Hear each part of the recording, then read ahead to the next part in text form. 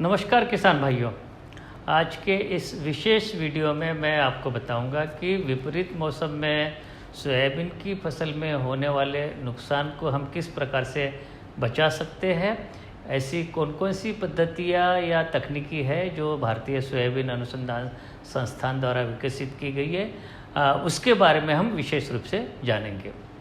सबसे पहले हम बात करेंगे कि हमारे खेत में हम क्या कर सकते हैं। तो किसान भाइयों, आप हमेशा याद रखें कि हमारे पास जितनी भी कार्बनिक खाद है, चाहे वो गोबर की खाद हो या मुर्गी की खाद हो या वर्मी कंपोस्ट हो, 5 से 10 टन प्रति हेक्टर जिसकी की गोबर की खाद की अनुशंसित मात्रा है। यदि आपके पास सफिशिएंट मात्रा उपलब्ध नहीं है तो आप अपने खेत को बारी बारी से बदल के इसको प्रयोग करें। और उसके साथ साथ हम जब जुताई करते हैं सोयाबीन की खेती में, तो प्रत्येक वर्ष गर्मी में गहरी जुताई करने की कोई आवश्यकता नहीं है। हम कुदरती जो संसाधन है उसको कम से कम उपयोग करें और इसीलिए 4-5 साल में एक बार गहरी जुताई कर ले। और बाकी के वर्षों में हमें क्या करना है कि विपरीत दिशाओं में कल्टीवेटर चला के खेत की हमें तैयारी करनी है। किसान भाई, अब बात करते हैं कि नमी संरक्षण के हम कौन कौन से पद्धतियाँ अपना सकते हैं। तो आपको मैं ये जानकारी दे दूं कि भारतीय सोयाबीन अनुसंधान संस्थान द्वारा एक ऐसी मशीन का विकास किया है जिसका नाम है सबसॉइलर। ये ऐसी मशीन है, काफ़ी गहराई तक ज़मीन के अंदर जाती है। जब खेत की तैयारी आप करते हैं उस समय पे 10 मीटर के अंतराल पे आप आड़े और खड़ी दिशा में इसको चलाएं, जिससे कि हमारी जो वर्षा का जल है वो अधिक गहराई तक हमारे खेत में जाता है और सूखे की स्थिति में हमारी फसल को बचाता है। इसी प्रकार दूसरी जो 2 मशीनें हमने विकसित की है, पहली मशीन है BBF सीड ड्रिल और दूसरी मशीन है फर्प सीड ड्रिल। अब इसको ऐसे देखें कि हमें पद्धतियों में बदलाव करना है। जैसे कि आप हमेशा से सीड ड्रिल के माध्यम से हम बोनी करते हैं, अब उसके जगह पे BBF सीड ड्रिल नाम का एक नया मशीन आया है।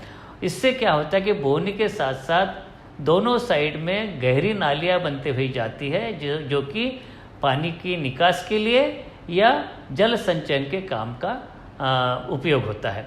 इसी प्रकार दूसरी जो सीड ड्रिल है जिसको कि रिच फरो फर्प सीड ड्रिल कहते हैं, तो प्रत्येक कतारों के बाद में एक नाली बनते हुए जाती है जो कि ड्रेनेज और जल संचयन का काम करती है। यदि ये मशीनें आपके पास नहीं है तो किसान भाइयों, डरने की कोई बात नहीं है। हमें ये करना है कि आप निश्चित अंतराल पे सुविधा के अनुसार 3, 6 या 9 कतारों के बाद में देसी हल चला के अपने खेत में नालियाँ बना लें, उससे भी यही फायदा होगा। अब बात करते कि हमें कौन कौन सी किस्में अपनानी चाहिए। किसान भाइयों, हमेशा ये ध्यान रखें कि एक ही वैरायटी के ऊपर निर्भर ना रहे।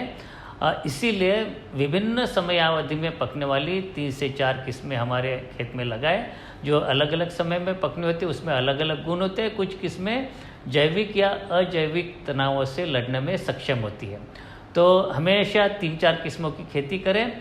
और किस्मों की जो जहाँ तक अनुशंसा की बात है, हमारे जो अन्य वीडियो हमारे चैनल पे उसको अवश्य देखें।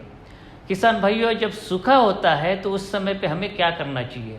हमें सबसे पहले ये करना चाहिए कि इंतज़ार नहीं करते हुए, अगर आपके पास सिंचाई की सुविधा है तो तुरंत दरारें खेत में पड़ने से पहले ही उसकी सिंचाई का प्रयोग कर ले। उसके साथ साथ अन्य जो अंत सस्य कर्षण क्रियाएँ हैं, जैसे कि डोरा या कुल्पा चलाना या खरपतवारों से मल्चिंग का प्रयोग, ये भी आप कर सकते हैं।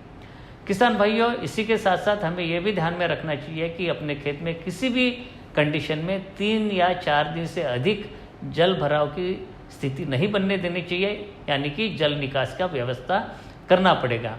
और इसके लिए जो BBF या रिच फरो पद्धति है वो बहुत उपयोगी है। और अंतिम उपाय के रूप में हमें यह भी देखना है कि जो अनुशंसित रसायन है, जो एंटी ट्रांसपेरेंट है, उसको भी आप प्रयोग कर सकते हैं सूखे की स्थिति में। उसमें पोटेशियम नाइट्रेट है जो कि 1% घोल, इसका छिड़काव कर सकते हैं फसल पे, या फिर मैग्नीशियम कार्बोनेट है या ग्लिसरॉल है। इन दोनों में से किसी एक का 5% घोल बना के अपने खेत में छिड़काव कर सकते हैं। इसके साथ साथ एक और अन्य उपाय है कि अपने खेत में सूखे की स्थिति से निपटने के लिए जो भूसे का प्रयोग आप कर सकते हैं 5 टन प्रति हेक्टर के हिसाब से, चाहे वो गेहूँ का भूसा हो या चने का भूसा हो। इससे नमी क्षरण कम होगी।